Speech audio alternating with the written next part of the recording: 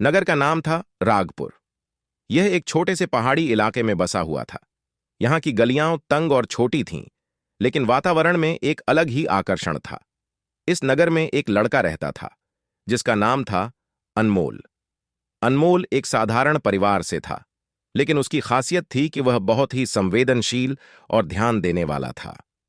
उसकी उम्र मात्र 10 साल थी, लेकिन उसकी समझदारी और विचारशीलता उसकी उम्र से कहीं अधिक थी। अनमोल ने अपने माता पिता से यह सीखा था कि खुद पर ध्यान देना और आत्मविश्लेषण करना बहुत महत्वपूर्ण है। हर रात सोने से पहले वह अपने दिन भर के कार्यों के बारे में सोचता और समझता था कि क्या सही किया और क्या गलत।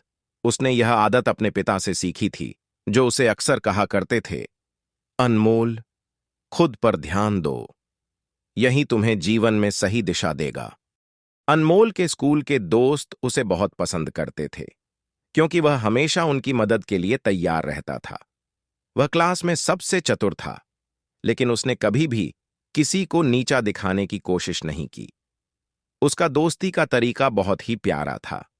वह अपने दोस्तों के हर छोटे बड़े मुद्दे पर ध्यान देता और उनकी समस्याओं का हल ढूंढने में मदद करता।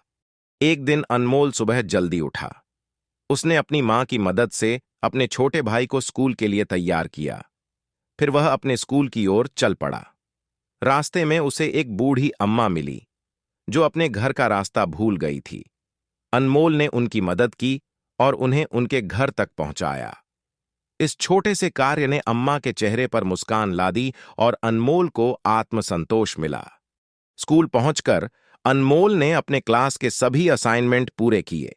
वह हमेशा ध्यान से पढ़ाई करता और अपने शिक्षकों की हर बात को ध्यान से सुनता था। उसकी समझदारी और ध्यान के कारण वह हमेशा अच्छे नंबर लाता था। लेकिन अनमोल का ध्यान केवल पढ़ाई तक सीमित नहीं था। वह अपने आसपास की हर चीज पर ध्यान देता और हर छोटी छोटी बातों से सीखने की कोशिश करता। एक दिन स्कूल से लौटते समय अनमोल ने देखा कि एक कुत्ता पानी के बर्तन में गिर गया है और वह बाहर नहीं आ पा रहा है। अनमोल ने तुरंत अपनी पानी की बोतल से उसे पानी पिलाया और उसकी मदद की। कुत्ते ने अनमोल को उसकी कृतज्ञता जताई। इस घटना ने अनमोल को यह सिखाया कि ध्यान देना केवल इंसानों तक सीमित नहीं है, बल्कि हमें सभी जीवों पर ध्यान देना चाहिए। अनमोल के माता पिता ने हमेशा उसे खुद पर ध्यान देने की सलाह दी थी। वे उसके हर छोटे बड़े प्रयास की सराहना करते और उसे प्रोत्साहित करते। एक दिन अनमोल की मां ने उसे कहा, अनमोल, तुम्हारा ध्यान और संवेदनशीलता हमें गर्वित करता है। यह सुनकर अनमोल का आत्मविश्वास और बढ़ गया। अनमोल ने अपने जीवन में कई सबक सीखे।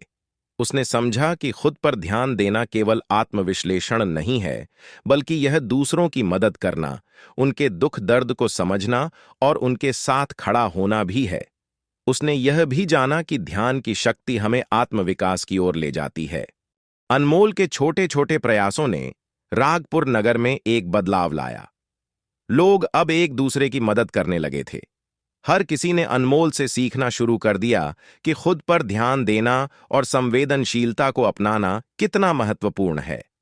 नगर का माहौल अब पहले से अधिक सकारात्मक हो गया था। अनमोल की कहानी ने पूरे नगर को प्रेरित किया। उसने सिखाया कि खुद पर ध्यान देना और अपने आसपास के लोगों की मदद करना ही सच्ची मानवता है। अनमोल के इस छोटे से प्रयास ने बड़े बदलाव लाए और उसे हर कोई सम्मान की दृष्टि से देखने लगा। अनमोल की यह कहानी हमें यह सिखाती है कि ध्यान की शक्ति कितनी अद्भुत होती है। यह हमें न केवल आत्मविकास की ओर ले जाती है, बल्कि हमारे समाज को भी बेहतर बनाती है। खुद पर ध्यान देना और अपने आसपास के लोगों की मदद करना ही सच्ची मानवता का प्रतीक है। अनमोल की तरह हमें भी अपने जीवन में ध्यान और संवेदनशीलता को अपनाना चाहिए और समाज में सकारात्मक बदलाव लाने का प्रयास करना चाहिए।